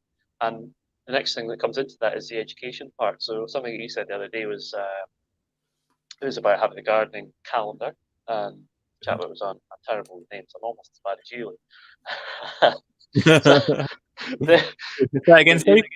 Yeah, it's me, Jim. But you were talking about like linking in tasks with maybe instructional videos, and that's the longer term future. Is it's really good to see someone next to you and they can show you how to do that, and that will never be able to be replaced as the top level of interaction. I think that is always going to be our top level of human interaction. It's face-to-face conversation where you can have physical contact, and if that's part of what's going on, I'd just be shaking hands. The only thing with what you're saying now is that I feel like we're of a generation that really puts that side of things onto a pedestal, but as the younger generation come through, it means less and less. So in the future, will it really matter? Like, will they really care about actually seeing people? I don't know. That's it. We don't know. They might not. But if you can't do face-to-face interaction, if you can't have one-on-one personal teaching, somebody right there saying, maybe the green sign goes up or whatever it is, having that virtual experience or being able to put the goggles on or whatever it is, probably by then it'll be like super duper glasses that don't look like going skiing. You probably have implants in the back of your eye or something, who knows? But whatever it is, it's going to be at a point where you can have that virtual experience of someone doing that bit of gardening with, if you can't have that face-to-face interaction. I know which I would prefer, and that's always going to be the human thing. But this is what I think might happen. But the wider issue we have at the moment is actually, until you have that technology accessible to pretty much everyone, it's not the thing to be promoting in some ways. It's good and it's right to push technology forward for the right reasons. But how do we get everybody else? How do we get to the last mile? How do we get everybody else who's not got smartphones, who's not got AR goggles, who's not sitting with the computer all day? How do we get them out garden? Yeah, I mean, it's a good question. The only thing is, especially with the garden industry, is I don't feel like we really use the tech that I feel like at the moment technology is the best way to get in front of people. I think it's funny. I still think it's funny that brands, like I always talk about brands and stuff, so I work with a lot of them, still do magazine stuff. Do Like, you work with brands? You never mentioned sometimes. Any? How long have you had that mower? It must be about 30 years old. Oh wow, it's a brilliant mower. All my family love them. But I think it's funny that those sort of like the industry in total, like magazines and stuff and advertising and them sort of things at such a high level, when we don't really use the technology that we've got going on right now. There's very few people doing like live stuff. We're just using digital world. And if we want to get people into gardening, let's be honest, the people we want to get into gardening is young people, because they're the future. Be around longer. I thought you were going to say you believe the children are our future and should teach them well and let them lead the way. Let them discover the. Oh no, that's a karaoke night. No doubt Thursday, mate. But yeah, that's how I feel about it. I mean, I like the AR stuff, but garden industry probably be a bit behind anyway. It's what's going to drive it, I think, is agricultural industry, and agriculture and horticulture are so sort of tied at the early stages when it comes to like plant development. The agronomists that are developing a new sort of wheat strains and all that, they have to have top horticulturists in growing stuff. It's tied in very closely. But once you get to the level of actually growing the stuff, you know yourself, farm's got a field full of stuff, and you've got 6 broccoli plants. It ain't the same at all. Yeah. If they have a reason to push that particular sort of technology of simulation of plants in a virtual setting, then that's what I'll get driven forward. Because I'm not only thinking about goggles here, Lee. The other thing is sensory stimulation via gloves or whatever it is, that sort of technology. It's going to get to the stage where you will be able to possibly smell and taste, certainly feel, hear, sense, wind and things like that. It's all coming in the AR future. But how accessible is that to the mainstream? Not probably for a very long time, unless there's some big push to do it. I mean, at the moment we can't go out and see each other, we can't go and give people a hug and all that sort of thing. Some people don't like hugs anyway. I'm a massive one myself, I have to say, but actually it's quite nice to have a hug sometimes to the right person, I'm the same as you, mate. I'm not a massive hugger, 2 kisses on the cheek sort of guy, but I actually miss it now. Yeah, it's strange, isn't it? So yeah, I think that the technology is coming. It's the adoption of it might take a very long time. I mean, things like it's got to be accessible to people. Think of the mobile phone and the technology there. You've got countries in the world where landline technology is just not a core, but mobile is massive, and they use it for all sorts of different payments and stuff in a way that we're only just catching up with in this country. Yeah. So it depends on what the local culture is, what's suitable for that culture and fit of it. I think it's not inaccurate to say in this country there is we've seen it in the news. The people who have most money in this country have more of it now than they did maybe 6 or 8 months ago, and that's the same in America as well. And if that's a growing trend, then there does become a bigger split, and these new technologies are cost money. They're going to be adopted by these people that have more. So if it's in their interests to continue to invest, if it's in the interest of governments and so on, then yes, maybe I've got it all wrong. Maybe we need to be getting back to absolute basics. And actually, I think that's always best to start with the basics. Getting people interested in planting a bulb, growing some seeds, maybe getting involved in putting in a tree somewhere, even just picking some apples or whatever. Something basic like that. It doesn't even have to be the planting stage. It can just be the picking of an apple out of someone's garden. There you go, you can eat that right there. Wow. Mm-hmm. It's very revolutionary if you've never done it before. It sounds daft. It's a big thing. The HGA had their I mean, I don't know if it got as much attention as it probably should, but their million planting moments thing where they just wanted anyone to plant anything. It's great. Absolutely. It was a great idea when I heard it. Yeah, it's really, really good idea. I mean, it's easy to do things. But a million planting moments, get plants in the ground. Yeah, of course. Yeah. Yeah. It's a no-brainer. One person that I don't know if you know this guy on YouTube called Mr. Beast. No. He planted. I'm going to go with no. Yeah. He planted 20 million trees. What? He got he's not on his own, obviously, but it was a campaign. He did 20 million trees. He planted, and it happened over like a 6-month period. And I thought it was interesting that my cousin, who's 18, never mentioned gardening to me ever before. And the first time she mentioned, she was like, "Oh, looking at a plant in the tree, and I was like, what? It was all from him talking about planting trees. People who are inspirational like that are always going to be a massive entrance into the world of horticulture. People do gardening. That's what we want. So people like that. Wow, that's incredible. And how's he doing it? Well, tech in it. He's got a spade. He's got a bag. The trees in it. Digging a hole. He's sticking them in. Moving on. That's it, mate. It's amazing. So for all that we could talk about computers, spade's where it's at, isn't it? That's so true. Welcome to Robert Ross's podcast. Yeah, out this week. Yeah, got a spade. You're sorted. Bye. That's it, yeah.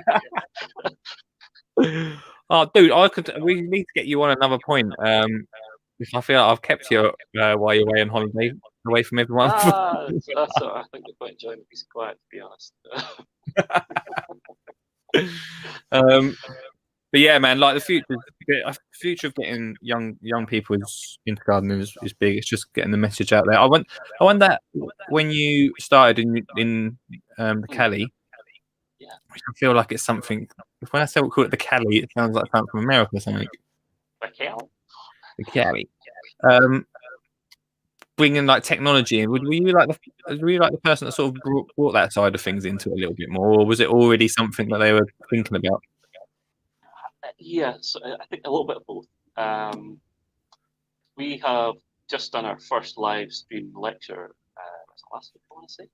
This guy, Anthony Plusky from Butterfly Trust, Butterfly Conservation Trust. Really interesting, really informative talk. That's the first one we've ever done. And it's something I've been talking about for about 4 years. But we've been pushed into it's always been talked about, but actually we had a format that worked, and the cost of setting up versus what we're already doing, was it worth it? Possibly not. But actually it's definitely worth it now. And we're always, I think we're probably always going to continue doing virtual talks, either in conjunction with or alongside in-person ones, hopefully again in the future, not too distant future. There's definitely always been, we're not frightened of technology. It's having the knowledge of how to do this stuff. And I'm not that knowledgeable, but it's about knowing where to start with it. I don't know if it's like when you use Google or encyclopedia or a dictionary or anything, trying to find out information. It's knowing what question to ask to start with, isn't it? That's the real challenge. Yeah. Whenever you're trying to find stuff out. So maybe I've known a few of the questions that had to be asked, but certainly there's been total support and total backing from other people in Cali as well. So we've like videos that we started doing. That was a sort of board meeting we had a few months back, 4 months ago. We were talking about the restrictions are starting to get loosened. We're really good. Actually, it'd be just amazing if we can get people in the park, just give them a tour around. Soft Park. We're saying, well, actually, can't do it. Can't really do it in any meaningful number because of the restrictions that we had at the time. So I was like, well, what if we video it? Oh yeah, we can do that. So what do we need? I said, well, I've got a phone and got one of these sort of gimbal doodads. Basically we can do with that. So that's what we did the first one. And it's just gone from there. So having this sort of enough knowledge to have the confidence to start doing something is good. We're not experts at it. We are, by and large, volunteers doing all this stuff. So we're not perfect, but we're always trying to improve. Yeah, it's really interesting. It's really good fun. I'd love to say that I'm going to get a career as a filmmaker, because it's really good fun, isn't it? Making content, but I don't think you would recommend it as a road to millions. Even on. I should fly more a few more times. Yeah. So I think I'm going to keep doing what I'm doing at the moment. Though. Yeah. Yeah, man, mate. Well, at least you're diving in and doing something. It's just, it's been good, man. It's been good hearing all about it. We've got to get you on again at some point, dude. Well, you're a glutton for punishment. Mate, thanks so much for coming on. Yeah, thank you, Lee. I've really enjoyed it. Thank you for listening. Cheers, dude. I'll speak to you soon. Okay. Cheers. Bye. Bye. Oh, I could have. We should have got him at 8, didn't we? Should have got him at 8 o'clock. Good chat to him for the full 2 hours. Look, although, as you all know, we must get in an ad break. So let's have that, and then I'll check out your comments. This stream and the podcast are sponsored by Flymo. Flymo.com. I'm going to tell you a little story about Vince. Vince came into my home and basically took over all of it, not all, but the biggest gardening task, which, I'll be honest with you, took a little bit of time because usually I'm away. I'm jet setting from Birmingham to Devon, all over the country, which means that when I come home, the first task I've got to do is my lawn. Now, Vince came along and we welcomed him to the family, and now I feel like he's taken over my position in this household, which is not good. Vince, I should add, is my robotic lawnmower. Oh yes, Flymo's robotic lawnmower. Literally, you set it up, there's an app on your phone, you set it up, and every day, all week, however you want to do it, Vince, or the robotic, you can call it what you want, but ours is called Vince, goes out and cuts your lawn. Oh, made so simple. Go check it out right now at flymo.com. Spend over 45 quid, you get free delivery. You can't say better than that, can ya? So yeah, go check it out, get your own Vince. Have you heard? I've got a brand new book. It's not brand new. I know that. It was out in February. But to you, it may be brand new. How to Get Kids Gardening is available right now on amazon.co.uk. Let's have a little flick to see what great gardening makes over 30 that you could be doing as a family. Maybe you could be making stone and spoon markers, because we all know that labelling up your seeds as you put them into the soil is very important. If not, you've got no idea what's popping through when the little green shoot. That could be anything, couldn't it? Make some stone markers. Really simple, really easy, and really inexpensive. All the gardener makes in here, just literally the costs hardly anything. I don't know how I can say that. Hardly anything, mate. Hardly anything. Come on around. How to Get Kids Gardening. Amazon. Come on out round. Would you like to support and sponsor this stream? Then you can. You can get your product or service in front of people like Richard from Littlehampton or Sean from London, even Lisa in Northern Ireland. Yeah, we're Mr. Worldwide. I think we've got some people from Australia as well. So if you're from Australia, this is the place to be. If you want to support or sponsor the stream, then please get in contact at lee@skinnyjeangardener.co.uk, and your advert could be at this point right now.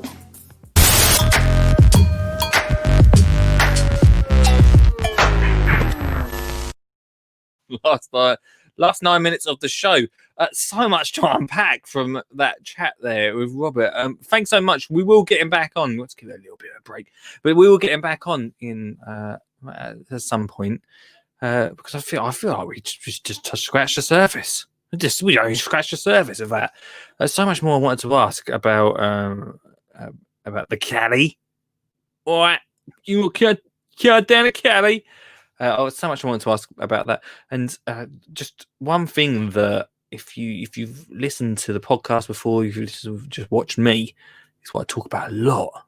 Even with me and Suggs talks about garden centres, is technology and the way it's going to go. I could literally talk to for about 2 hours just about that. Like, technology is going to change everything. I mean, it already is just going to change everything. It already is changing everything. Do you know what I mean? It's one of those things that I don't feel like as an industry we really pick up on enough to get the message out there. I don't know. It's slowly building. I feel like it's ridiculous saying that, but maybe this year has made a bit of a difference. I mean, just look at what Robert's doing with the tour, like the tour around the gardens. Like, one thing that this whole COVID lockdown thing has created and forced almost is for this industry and many others, no doubt. I've obviously been concentrating on this industry more than anything. It's forced everyone to like take it on. Take on me. Back in March, April, May time, around that time anyway, whenever we were in lockdown, I was supposed to be on tour and ended up doing like 2 weeks of full on lives every morning, getting the message out there. I think we got up to about 500,000 people through Flymo's talks that had some ideas off us, which was incredible. And probably I would never got to get in front of that many people in 2 weeks. So it's an incredible thing. Technology is definitely going to change things. We'll probably do a whole episode, not this week, but in a few weeks' time, just about technology, if you fancy it.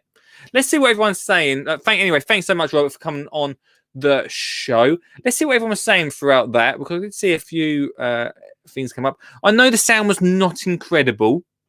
It's not incredible audio for that. Hopefully you got most of it. I'll try and fix that up in the edit, but might not fix up too well. But what's being said, there's really matters, guys. What really matters. Let's have a look in the comments. The subtitles are quite funny. Facebook subtitles, honestly. I don't know. Those curtains are causing interference. Hello, Phillipstown. How you doing, Carl? How you doing, my friend? Best way of learning is to write everything down. Most importantly, your mistakes, which is so true, isn't it? Early on at the start, we were talking about writing things down into either a jobs for the wet days and the jobs for the dry days, and also write down your mistakes. It's the best way of learning. Carl's also got his tent and light set up, which is exciting. It's a no-dig grow tent. Probably the first ever. And Dan said, I found my perfect small hold and say 80 grand. We'll start a fundraiser for that. Time to start saving. There's a lot of convo in the chat. Hello, Ruth. How you doing? Well, we talked about Mr. Beast Trees video. It was amazing. It's amazing how many people spoke to me after watching that Mr. Beast video. He did a whole thing about it. It lasted over 6 months. I'm pretty sure it was 20 million trees. And maybe on Thursday's show, where we show YouTube videos, I'll find that video and Rob, don't get sucked down the Mr. Beast wormhole, because there's some amazing videos on there. The 20 million trees thing was a one-off in gardening terms. I watched one the other day, filling his brother's house up with gunge, something like that, or slime. Filling my brother's house with slime was the other video. So don't expect amazing gardening content. I'm feeling you might have thought you had finding a new garden YouTuber. Sort of. But it's amazing. My point was about bringing Mr. Beast into that convo was because it's amazing what YouTube and the people that are doing on YouTube on here and these videos and these lives and like just getting gardening in front of people in this box right here. It's amazing what it can do. I mean, it's going to change everything, isn't it? It's going to change everything in the future. I felt like we breezed over. Am I critiquing myself at the end of the show? We breezed over the great work they're doing with schools and people that might not have got into gardening before with the awards. There's so much to unpack from that interview. And we've only got 3 minutes left of tonight's show, guys. Tonight's show. No more phone calls tonight. Thanks to Sean. Only call us tonight. I feel good. I feel better now, guys. Maybe it's these lights. Maybe this is one of them lights. Not one of them lights. Guys, after chatting to you, trying to Rob, I feel better. But we'll have a look at one of them SAD lights. Maybe we'll have a look for one tomorrow on the show. And I just keep ending up spending money on this show tonight. Or maybe I'll grab one of them. and that will help me. Or maybe I'll just ring Robert every morning, just as about 4 a.m, and just have him speak to me down the phone, or just play the podcast back over and over again. That will cheer me up until spring comes along. How about that? In the comments as well, hi Lee. This is exciting. I'll bring this up more again tomorrow. Hi Lee, spoke to my son's head teacher today about the kids gardening. He was very interested about it, and I mentioned about next year starting to introduce gardening at schools, and he's looking forward to it. This is very exciting. I'm so pumped for it. We're going to talk about it tomorrow. Tomorrow, if you're about 8 till 10, come on the show, come say hello, come call in, tell me what you think. We try and keep now the kids gardening chitter chatter to Wednesdays, midweek Wednesday chitter chatter, chit chat. I don't know either. So if you want to come get involved, then tomorrow is the night for that, everybody. Well, there we go. Thanks so much for watching. Hope you enjoyed it. You can watch this back tomorrow if you want, or just wait for it to come on the podcast. We're about a couple of weeks behind on the podcast. So, if you want to listen to that audio, there's some great stuff going on over there. And Robert will be up on that chat soon. Wow, what a night. Thanks so much, everyone. Thanks so much for watching, getting involved. And same time tomorrow, guys. Same time tomorrow. Have a little think about it. See you later. Facilia. Or Pacilia, if you just read it off there. Yeah. Oh, I'm on. Oh, I can't hear you, Anon. I've done something wrong with the thing. Anyway, elephant poo is what I got. Good evening, Lee. How are you? Great, mate. Your signal is always terrible, but I'm good, my friend. Excuse me. You got an allotment? When I go, don't put artificial grass on top of me, alright? Are you going to get composted, Lee? Yeah,